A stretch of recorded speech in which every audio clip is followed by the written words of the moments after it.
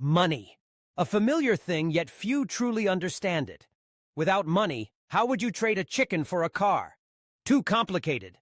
Let's explore the evolution of money and how it has transformed our lives. First, barter system.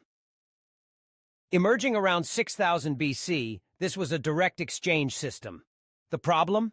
Finding someone who needed exactly what you had was difficult, making transactions slow and inefficient.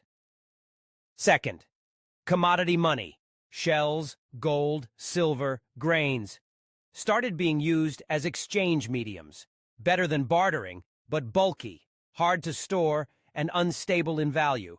Imagine carrying sacks of shells to buy a cow. Third, metal coins. Around 700 BC, Lydia, modern-day Turkey, invented coins. Lighter, more durable, and more stable in value. However, still heavy and prone to counterfeiting. Fourth, paper money. Introduced in China during the Tang Dynasty, initially as certificates for gold and silver storage. Convenient but easy to print, leading to inflation. At times, people needed truckloads of cash just to buy a loaf of bread. Fifth, digital currencies. Blockchain technology gave birth to Bitcoin and cryptocurrencies.